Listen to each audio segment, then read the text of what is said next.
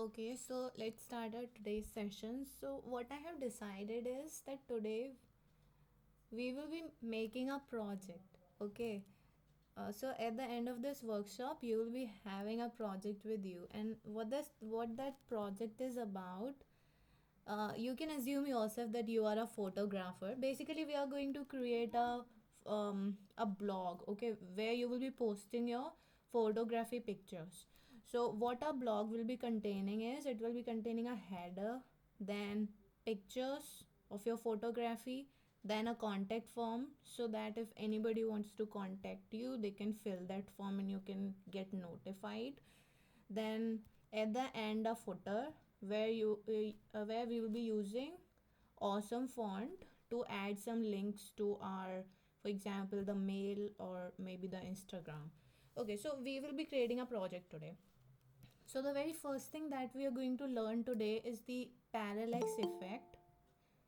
So what parallax effect is, that we are going to keep the background image completely static. So whenever we will be scrolling on the website, only our content will be scrolling. Okay, so this is going to give us a very nice effect. So this is what we are going to start with. So if you want, you can create a new repository in your on your GitHub if you want, because it is going to be a project, or you can make changes in your existing one which you have been using for 2 days. So for today I have kept two files, demo and index. In index one I'm going to create the project, and in demo I'm going to explain you. So in my index, because we are going to add the parallax effect, so for that what we need is, the very first thing that we are going to do is we are going to create a folder, okay, to keep everything arranged in our experiment folder. We are going to create another folder, and we are going to give it a name images, in which we will be storing all of our images that we will be downloading. So I introduced you with the pixels yesterday. Rather, you can go to any other website or maybe on Google. So let's download a picture from here. I would love to go with the brighter one at the background. So I'm gonna save this picture in my images folder. Okay, for your sake of convenience, I would suggest you to rename it.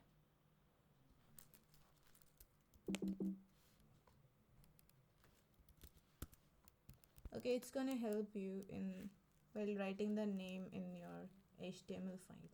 So I have saved the picture in my images folder. Okay, so now what we are going to do is, as you can see in my index file, I have added a link to the style sheet. So I'm gonna add all my style sheet in my style file. So we are going to add a background. So we are going to add the background in our body tag. So for that, we are going to add the URL for the picture first. So for that, we are going to use the property that is background image. Okay, then inside URL, we are gonna put the URL of the image. But now look how we are going to put the URL here. As you can see that this, okay, take care of it and listen to it carefully. We are in our style.css file. It is in our folder experiment. Now we want to add the URL for the image which is inside my images folder. So for that, how to write that? So we are going to use dot slash, that is forward slash first. So it means that we are in our current directory, okay, means at the current place. Now where our image is, so it is inside my images folder.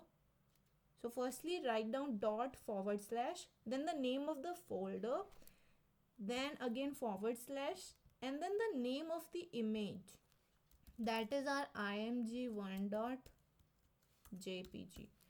Okay, so this is a way to write down the URL for any image which exists in your folder. Okay, so you will see that it's working. Okay, but it's super blurred. So for that we are going to use other properties of background.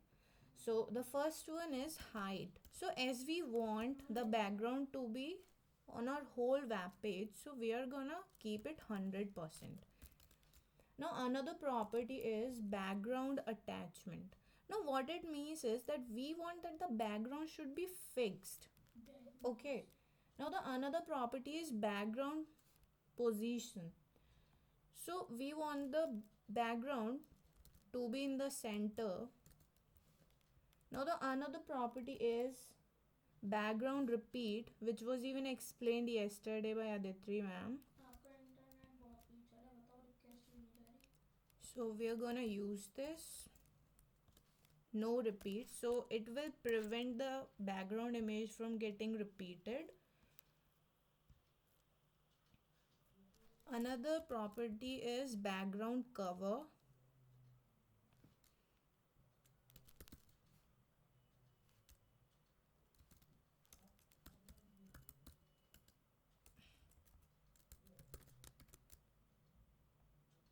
Sorry, background size. It is background size, and we are gonna keep it cover. It means it's gonna cover our whole web page.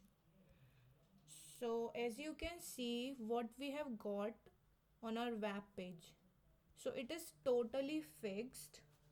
So this is like right now you might not be able to see the parallax effect, but now let's add some content. So when we will be adding the content, you will understand it yourself. Okay, so this is what we have done. We have just added a background image. Now let's move on. I don't know, but is it possible if you can let me know, like, do you have any doubt in span, p, and div tag? Like, super quick. Do let me know you have any doubt or not. Because yesterday, so many people were asking about it. Because we are gonna work with these three. Ma'am, can you explain the span tag? Yeah, sure. Basically, these three tags are used to display the content. Okay, even a span tag, whatever you will be using inside the span tag, it is also going to get displayed. But the only difference is whatever properties you will be applying on the span tag. As you can see over here, I have applied two properties to my span tag. Okay, that is the color and the background. So what is happening right now is that these properties are applied only to the content. As you can see, when we were using the same properties on our div and paragraph tag, they were applied to the whole line. But if you want that these properties should to be applied only on a particular content, so for that you can use the span tag. Otherwise, most probably we will be using either paragraph or div tag. Can you explain div once? Yeah, sure. So div is also used to display the content. Look, I over here I have mentioned all of the three tags. Div is just simply used to display the content, even paragraph too. But what paragraph does is that it creates break line. As you can see that before the paragraph content and after that you can see some white spaces. It means if you will be using the paragraph tag, it is going to add break lines before and after that, and a span tag will apply the properties only on the content, and div is just used to display the content. I hope it's clear now.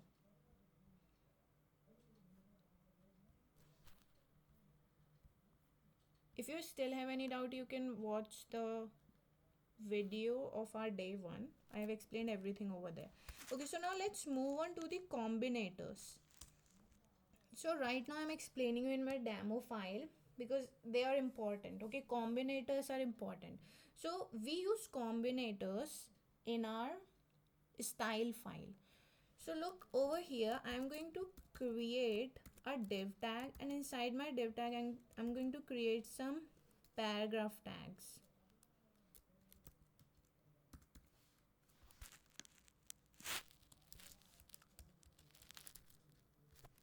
Okay, look. Inside my div tag, I'm adding a span tag, and inside my span tag, I'm adding a paragraph tag. So take care of it. This is what we are going to learn now.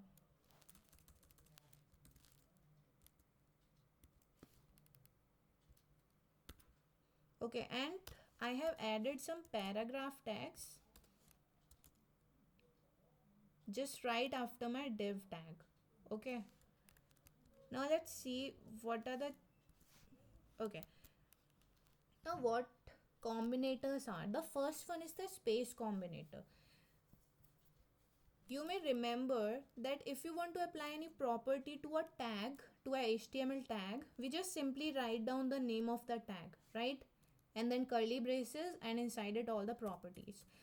And when we want to apply properties to the class and tag, we use dot or hash before them respectively. But now supposingly I want that the properties should be applied to the p tags which are there inside my div tag. So for that there are combinators. Okay, we are going to combine the tags. That is, the first one is the space tag. Okay, so if I'm going to use div, that is div tag, then space, if I'm going to write down p, what does this mean now? Because it is neither a class nor a single tag. So this is called a combinator. Now what this mean is, let me apply some properties to it. Okay, so I have applied two properties, that is the background color and the text color. Now let's see what happens. As you can see, our very first combinator is the space combinator, which means that these properties are going to be applied on all the p tags which exist inside the div tag. Okay, which means to all the descendants.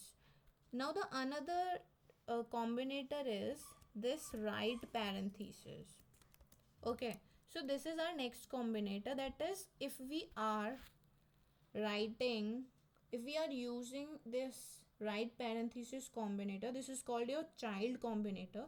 Now what this means is that these properties will be applied to all the p tags which are the child of div tag. Now what child tag is, which is just inside the div tag.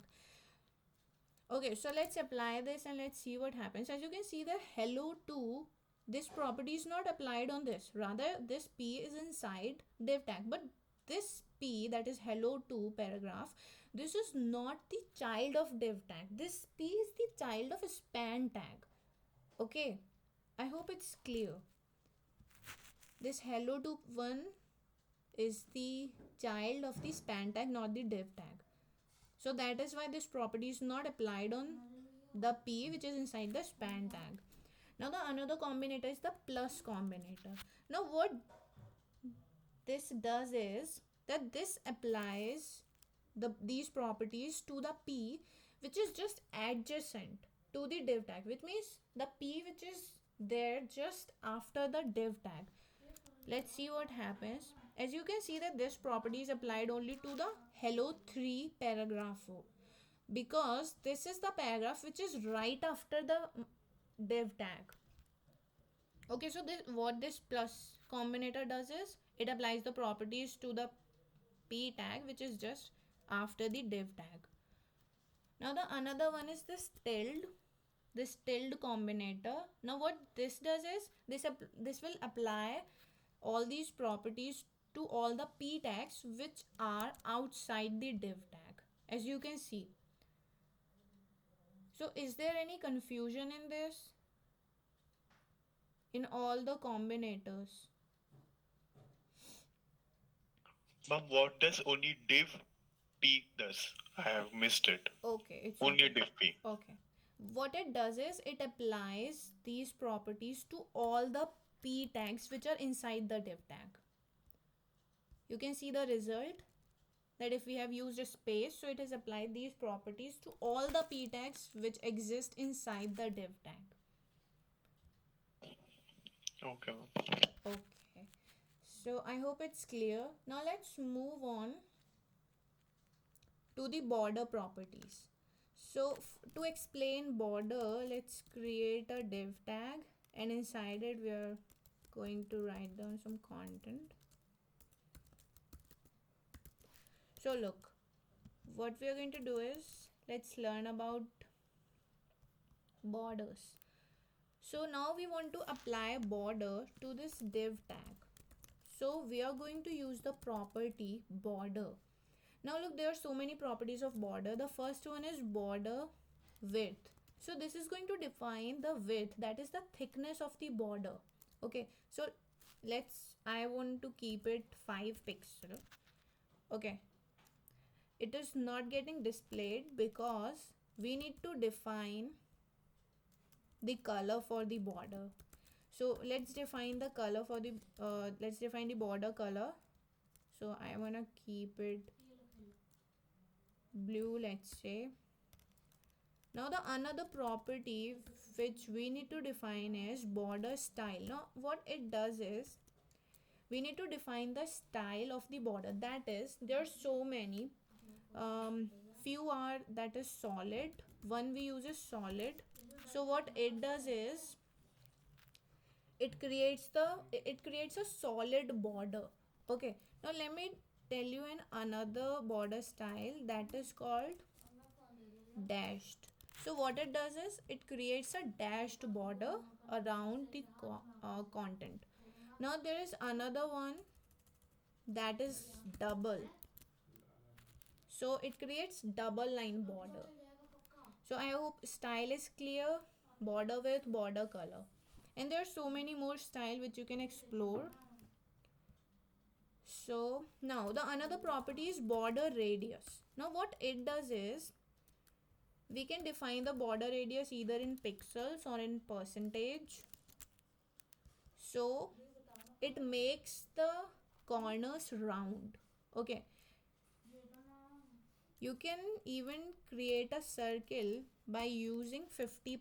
So it is going to create a complete circle. For that we can define the height, for example 50 pixel, and width as 50 pixel. And let's not put anything inside this div, and let's give this div a background color. Okay, you'll be able to see what happens. So you can see that by using the border radius as 50%, we have got a circle. Okay, if you use 30 pixel or in pixels, okay, because there is no content in it. Okay, so if you want to create a circle, you can use 50%, and if you put any content inside it, you still can use percentage or the pixel. Okay, so this was all about the borders. But now there is another, as you can see that we need to define them separately. Okay, these three properties we need to define them separately to create a border. So to minimize this, we have another option, that is, we can just simply type border. Then we are going to give it some parameters. Okay, the first parameter is the width of the border. Okay, then give a space. Then the another parameter is the style of the border. Let's keep it dashed for now. And the third parameter is the color. Let's keep it pink. Okay, so you can see that we have got a dashed.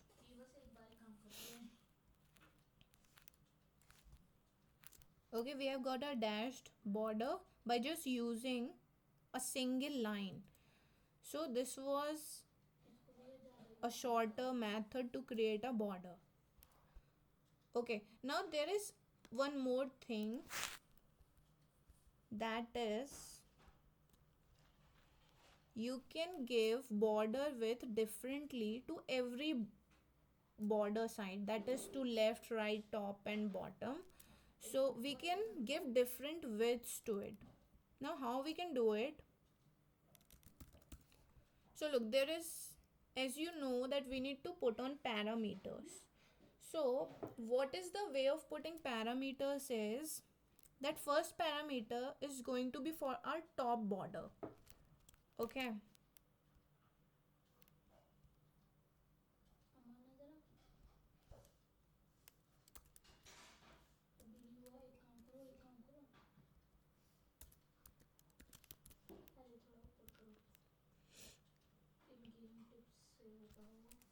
let me put that. Okay, so I was explaining that we want to apply different width to every border. So for that, the very first parameter is for the top border. For example, we want it to be 50 pixel, then give a space. Then the next parameter is going to be for the right border. Let's give it 100 pixel so that you will be able to see the difference. Then the another parameter is for the bottom. Let's give it 150 pixel. Then the another one is for left one. So this is the way of defining the parameters. That is, first is the top, right, bottom, and then left. Okay, so as you can see, we have got a very weird. Okay, but you can see that to our top border we have got it like it's thin. Okay, 50 pixel. Then our right one contains 100 pixel. Okay, it might not be creating a huge difference, but we can apply this same method on our color also. So this blue color will be applied on the top border. Okay, so let's give some other colors too. This is for the right, this is for my bottom, and this is for my left. So you can see that how parameters are given. Okay, it's like top, right, bottom, and then left. I hope there is no confusion in border. Now let's move on to the other property, that is called margin and padding. That is our box model. Okay, so to explain you the box model, I have taken out a picture so you can see what margin, padding, all these things are. So that is the space between the content and the border. This is called padding. And the space which is outside the border, it is called your margin. I hope there is no confusion between padding and margin. Okay, and now let me give you the demo. So let's give it a background color. Okay, let's set some margin to it. Now we can apply the same thing to the margin also. We can define margin left, margin right, top, bottom separately, or we can use the method which I told you in the border. That is, we want to apply suppose 40 pixel to my top, 50 pixel to my, okay, let's keep it 100 pixel to my right. Then at my bottom I want 50 pixel, and at my left I want 100 pixel. Okay, so this is the method which we are following. So you can see that we have got the margin. Now let's add the padding. What padding is? As you can see that this margin is applied outside the border. Okay, now let's see how padding works. So let's keep our padding from all the sides 10 pixel. So as you can see that the space between the content and the border is set to 10 pixel. So this is how padding and margin works. If you have any doubt you can ask me, otherwise we are moving ahead.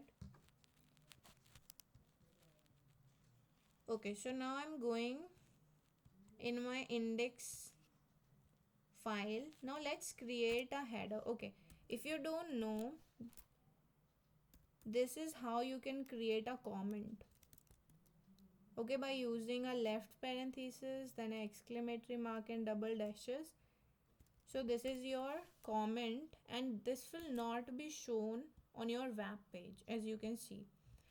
So this is just a comment which I have added for my header.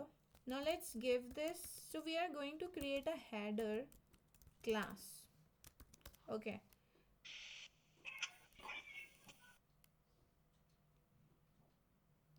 Now here is my style file. So to my header, I'm going to add some properties. So this is a class, so we are going to use dot before that. So what properties I would like to give to my header is, firstly I'm going to define the height for it.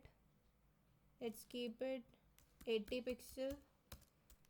And then the background color to it, let's give it black. And the color for my text, I'm gonna keep it white. So let's see what comes up. Nothing, because we haven't put any text inside it, but I want to put a text, that is my photography collection.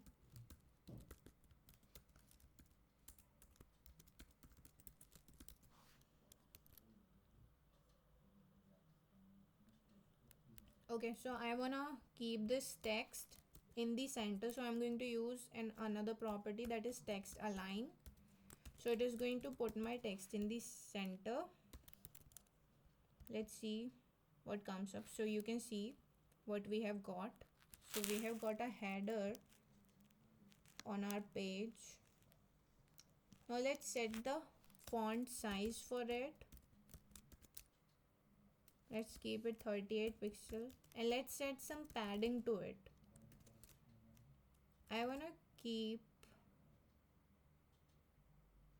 my padding, my top padding, to be like 20 pixel.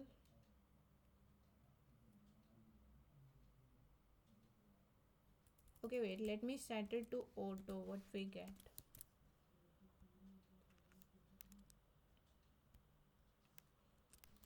Okay, so let's set the padding. So to the top, let's set it 20 pixel. Then my right 0, and bottom again 20 pixel, and then 0 on my left. So you can see we have got our text padded, but it is looking so big. So I would like to decrease the font size. I would like to tell you another thing, that is in heading, to the height we can keep it as auto, because we don't know how much space it is going to take. So what auto does is, it is going to set the height accordingly, that is according to the content. If we are going to increase the size of the content, so our height will increase, okay, accordingly. So this is what auto does. Okay, so we have created a heading. As you can see, it's looking pretty nice. If you want, we can add some text shadow to it. If you remember what are the parameters we put in, so these are the parameters for my horizontal, then vertical, and then the blur effect that I want. Okay, I don't know, but yeah, the fourth parameter is for in how much area you want it to be. For example, right now, and then the color of it, let's give it pink color.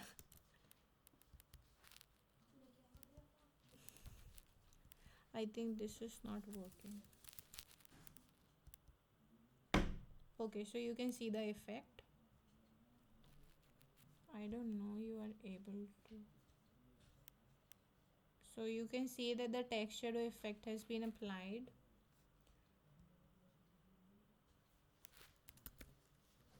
We are just trying to beautify our web page. This is what actually front end does. Alright, so you can apply many other properties too, which Aditri ma'am explained you yesterday.